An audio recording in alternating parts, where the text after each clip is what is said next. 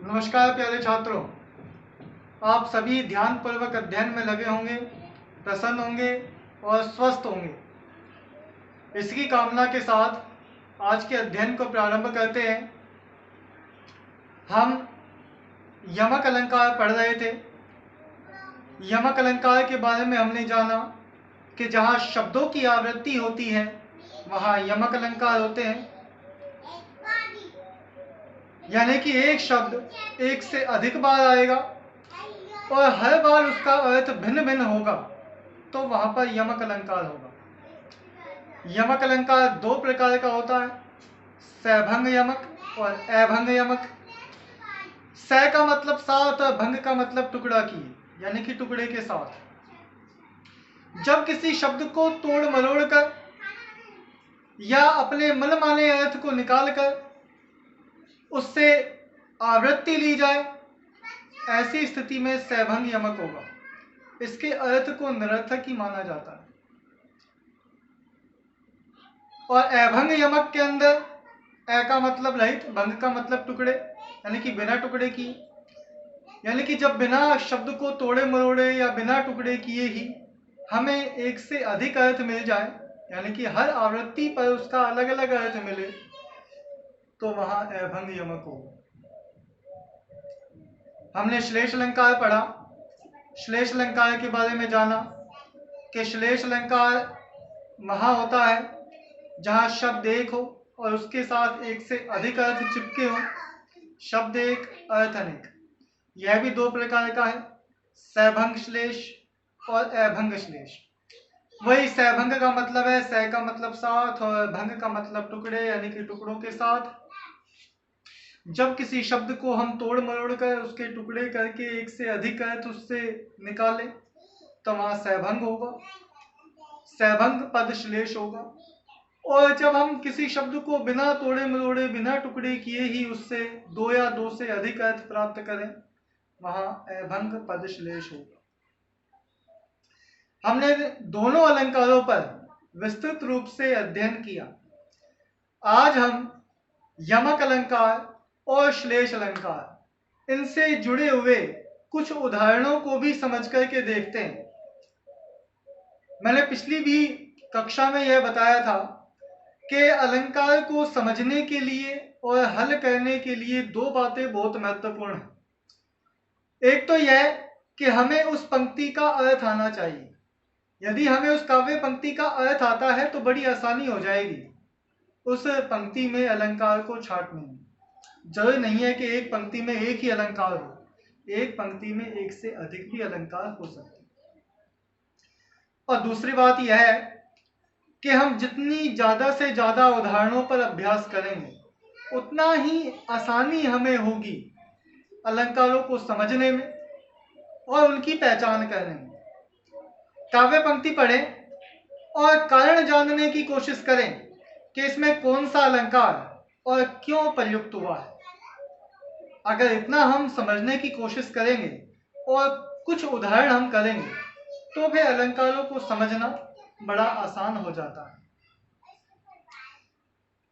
तो आज यमक अलंकार और श्लेष अलंकार, इन दोनों से जुड़े हुए उदाहरण करेंगे और वे उदाहरण करेंगे जो हमारे परीक्षा के दृष्टिकोण से बहुत महत्वपूर्ण रहेंगे,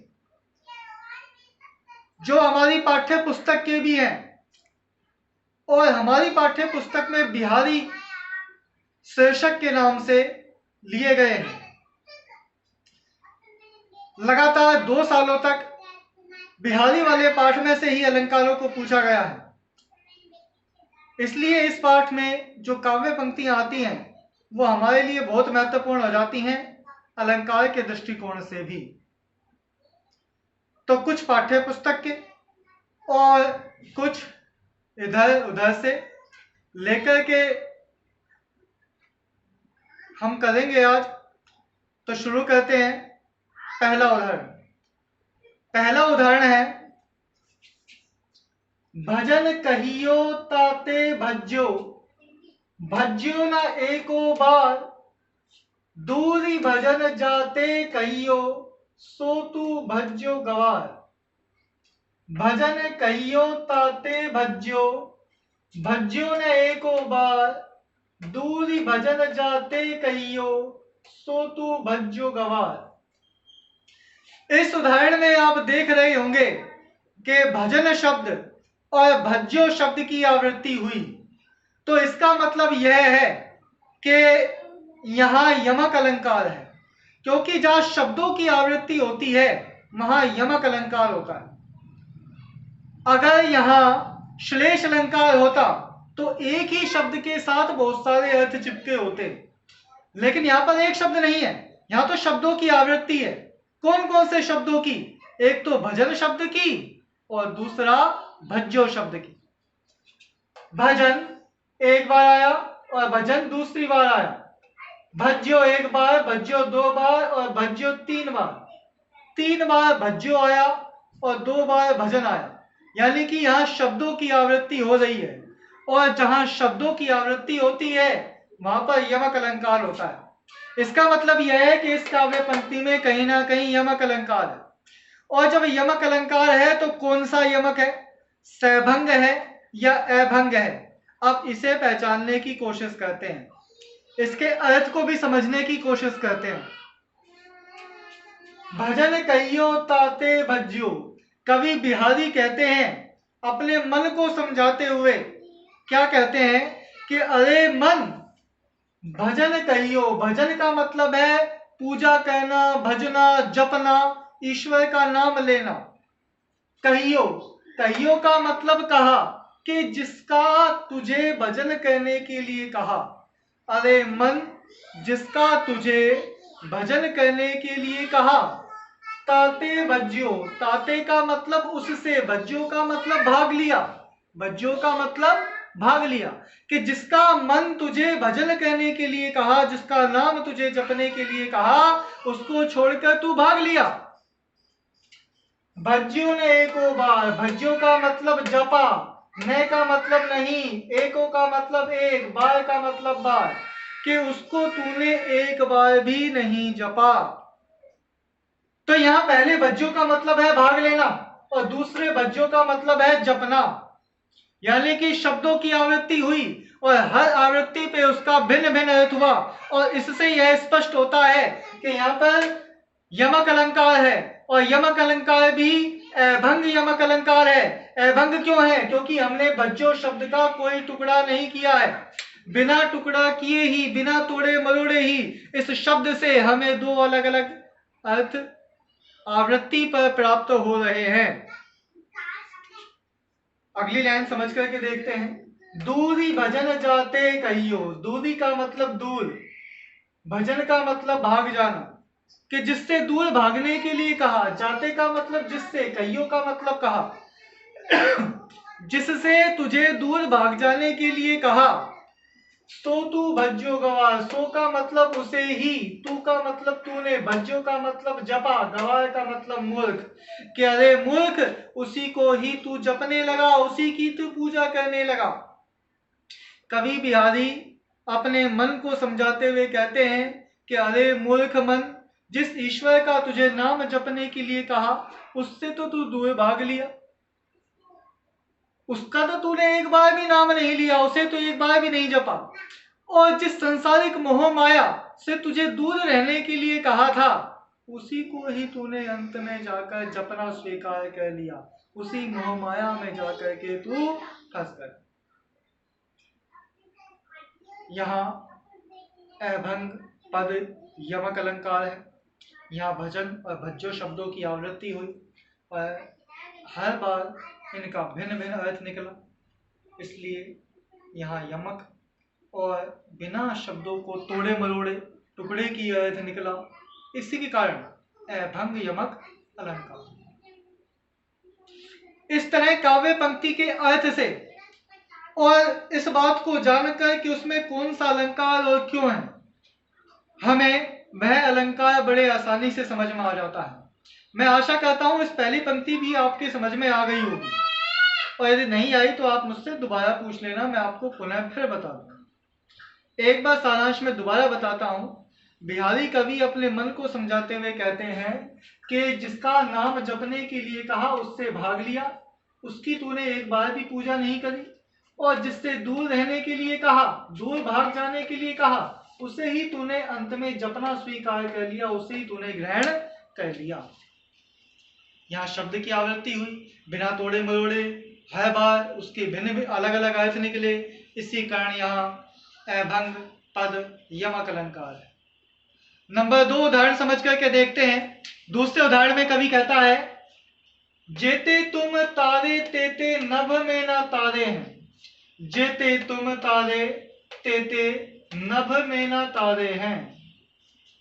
दूसरा उदाहरण है, जेते तुम तारे तेते नभ में ना तारे हैं। और इस उदाहरण में बताइए कौन से शब्द की आवृत्ति हुई। हाँ जी, आप बिल्कुल सही समझ रहे हैं, यहाँ पर तारे शब्द की आवृत्ति हुई है। और तारे शब्द का मतलब यहाँ 2 लिए हैं। कवि भूषण कहता है शिवाजी की वीरता का वर्णन करते हुए कि जेते तुम तारे, जेते का मतलब जितने, तुम का मतलब तुमने, तारे का मतलब उद्धार कर दिए, यानी कि मार दिए। तुमने जितने लोगों का उद्धार किया, जितने लोगों को मार दिया। कौन से लोग? जो अत्याचारी मुगल थे। तेते नभ में ना तारे हैं, तेते का मतलब उतने, नभ का मतलब आकाश में, नए का मतलब नहीं है, तारे का मतलब तारे, स्टार होते हैं ना, छोटे छोटे टिमटिमाते हैं आकाश के अंदर वे वाले तारे। तो पहले तारे का मतलब हो गया उद्धार कर देना, मार देना अत्याचारी मुगलों को, और दूसरे तारे का मतलब हो गया आकाश में चमकने वाले टिमटिमाते तारे। अब आप भी बता दो इसके अंदर कौन सा अलंकार है। मुझे लगता है आप लोगों के समझ में आ रहा है। आप मुझे ये बताने वाले हो कि इसके अंदर जी यमक अलंकार है, और फिर मैं दूसरा सवाल पूछूंगा जी यमक में कौन सा है, तो आप मुझे बताओगे कि जी यमक में अभंग यमक है। अभंग यमक इसलिए है क्योंकि तारे शब्द को ना तो हमने तोड़ा है, मरोड़ा है, ना घुमाया है, ना फिराया है। बिना तोड़े मरोड़े घुमाए फिराए ही हमें इसके भिन्न भिन्न अर्थ हर आवृत्ति पर प्राप्त हो रहे हैं। इसलिए यहाँ पर अभंग पद यमक अलंकार। एक और उदाहरण से समझ करके देखते हैं। तो पर वालो उर्वशी सुनी राधिके सुजान, तू मोहन के उर्वशी हुए उर्वशी समान। तो पर वालो उर्वशी सुनी राधिके सुजान, तू मोहन के उर्वशी हुए उर्वशी समान। जी तीसरा उदाहरण है अपनी पाठ्य पुस्तक में बिहारी वाले पाठ में ही। बिहारी कवि कहता है कि तो पर वालो उर्वशी, तो का मतलब तुझ पर, वालो का मतलब न्यौछावर, उर्वशी का मतलब स्वर्ग की सुंदर अप्सरा उर्वशी, सुनी का मतलब सुन लो, राधिका का मतलब राधा रानी, सुजान का मतलब चतुर्श्रोमणी। बिहारी कवि कहते हैं कि हे चतुर्श्रोमणी राधा रानी, आपकी सुंदरता पर तो स्वर्ग की सुंदर अप्सरा की सुंदरता भी न्यौछावर। तो यहाँ पहली उर्वशी जो शब्द आया इसका मतलब है स्वर्ग की अप्सरा उर्वशी। तू मोहन के उर्वशी, तू का मतलब आप, मोहन का मतलब भगवान श्री कृष्ण के, उर का मतलब हृदय में, बसी का मतलब निवास करने वाली। यहां हमने उर्वशी शब्द के टुकड़े किए। क्या कौन कौन से टुकड़े किए? पहला उर और दूसरा वशी। उर का मतलब हृदय और वशी का मतलब उसको वश में करने वाली, उसका नियंत्रण में रखने वाली। उर्वशी के शब्द के हमने टुकड़े किए। उर का मतलब हृदय और वशी का मतलब नियंत्रण करने वाली, यानी कि हृदय पर राज करने वाली।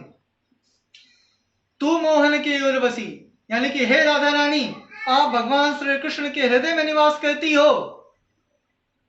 हवै उर्वशी समान, वह का मतलब बनकर, उर्वशी का मतलब होता है गले का आभूषण, या भगवान श्री कृष्ण की बांसुरी को भी उर्वशी कहते हैं। मैं फिलहाल उसे आभूषण की संज्ञा ले रहा हूं। वह उर्वशी समान, वह का मतलब बनकर, उर्वशी का मतलब वह आभूषण, समान का मतलब समान, कि उस आभूषण के समान बनकर आप सदैव भगवान श्री कृष्ण के हृदय में विराजमान रहती हो। तो इस उदाहरण को पढ़कर, कौन सा उदाहरण के तो पर वालो उर्वशी सुनी राधिके सुजान, तू मोहन के उर्वशी हुए उर्वशी समान, कौन से शब्द की आवृत्ति हो रही है? जी हाँ, बिल्कुल आप सही समझ रहे हो, यहाँ उर्वशी शब्द की आवृत्ति हो रही है। और उर्वशी शब्द यहाँ 3 बार आया है। इसका मतलब यह है कि यहाँ यमक अलंकार है। नंबर 2, यमक में कौन सा है? तो पहली उर्वशी का मतलब है अप्सरा, बिना शब्द को टुकड़ा किए। और तीसरा शब्द उर्वशी, गले का आभूषण, बिना टुकड़ा किए। लेकिन जो दूसरा शब्द है उर्वशी, उसका हमने टुकड़ा किया है। और प्लस वशी, उर का मतलब हृदय में, और वशी का मतलब रहने वाली, निवास करने वाली। जब हम किसी शब्द को तोड़ मरोड़ कर या टुकड़े करके उससे अलग अर्थ प्राप्त करते हैं, वहां पर सैभंग पद यमक अलंकार होता है। मैं आशा करता हूं आपको यमक अलंकार के विषय में काफी कुछ समझने में सहायता हुई होगी।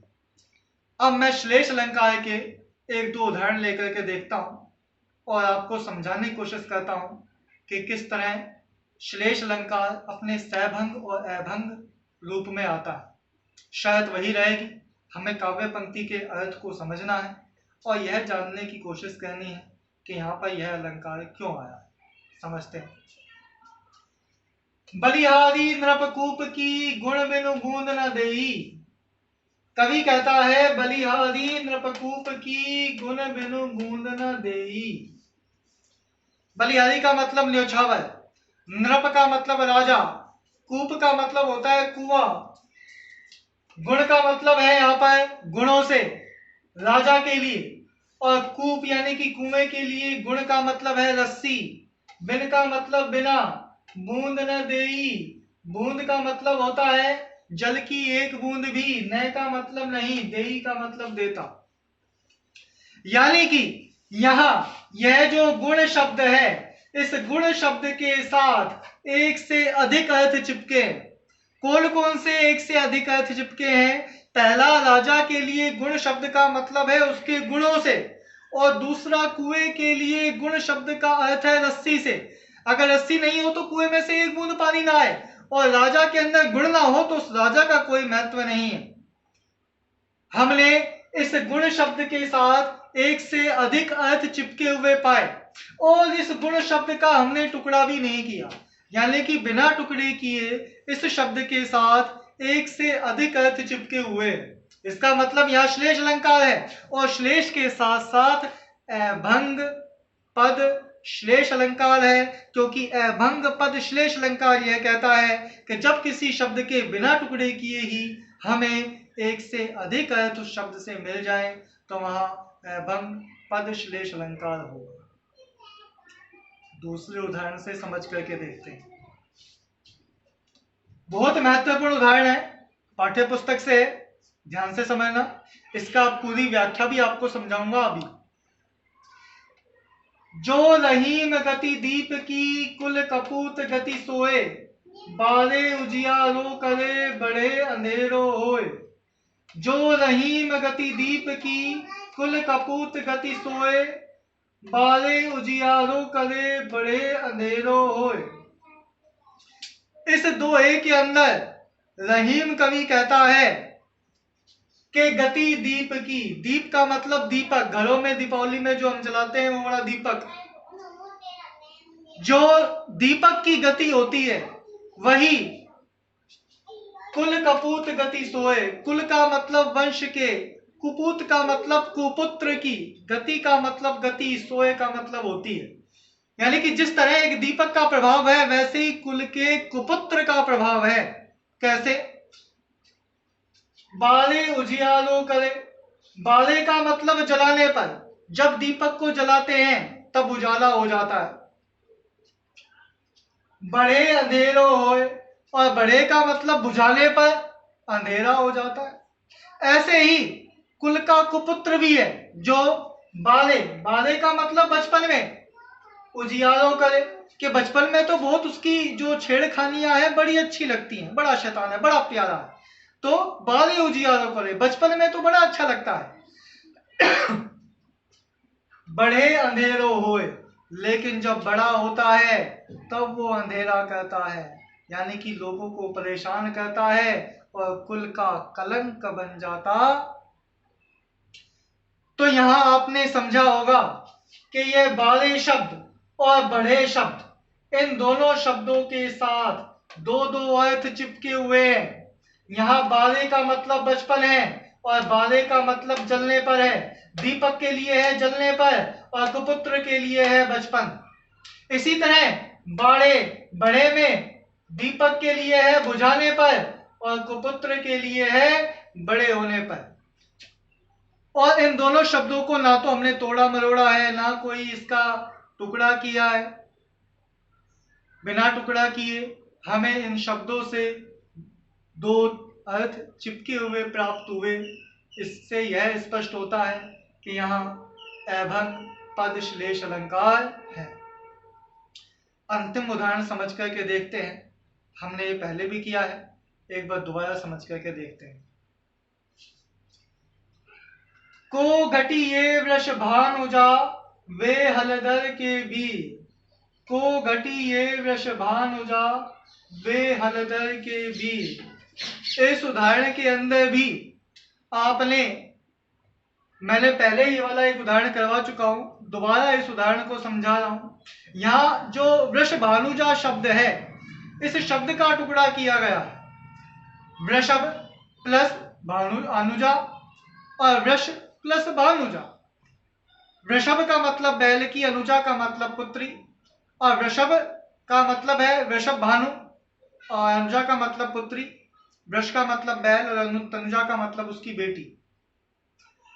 वृषभानुजा शब्द के टुकड़े करने पर इससे दो अलग अलग अर्थ प्राप्त होते हैं। वृषभ अनुजा यानी कि बैल की बहन, और वृष भानुजा यानी कि वृषभ भानु की जा का मतलब पुत्री।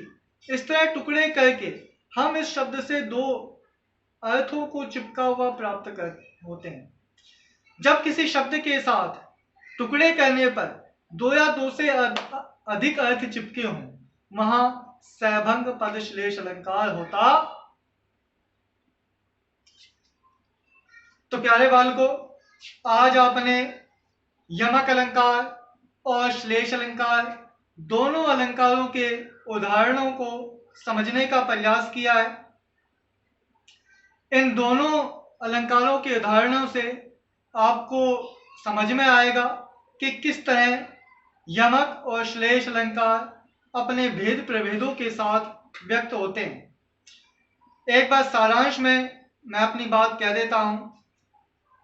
यमक अलंकार में शब्दों की आवृत्ति होती है। जब शब्दों को तोड़ मरोड़ करके बनाते हैं तो वो सैभंग होता है। बिना तोड़े मरोड़े भिन्न भिन्न अर्थ मिल जाए वो अभंग होगा। श्लेष अलंकारों में एक शब्द के साथ बहुत सारे अर्थ चिपके होंगे। जब तोड़ मरोड़ कर दो से अधिक अर्थ निकालेंगे वहां सैभंग श्लेष होगा, और बिना तोड़े मरोड़े दो तीन अर्थ मिल जाएंगे तो वहां अभंग श्लेष होगा। आप ध्यान पूर्वक पढ़ें, इन्हें समझें, कोई दिक्कत आए पूछें। कल अपना अगला अलंकार प्रारंभ करेंगे। अर्थ अलंकारों में पहला अलंकार उपमा अलंकार, जो बहुत महत्वपूर्ण है और उसमें काफी कुछ समझने के लिए भी है। आप ध्यानपूर्वक पढ़ते रहें, होमवर्क की कॉपी में नोट करते रहें, और यदि इनकी फोटो आदि आपको चाहिए तो बता दें। मैं जितना लिखवाया है उसके फोटो भी आपको उपलब्ध करवा सकता हूं। आप स्वस्थ रहें, प्रसन्न रहें।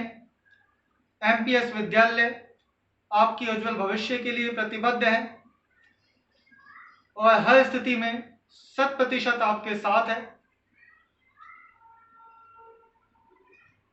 धन्यवाद।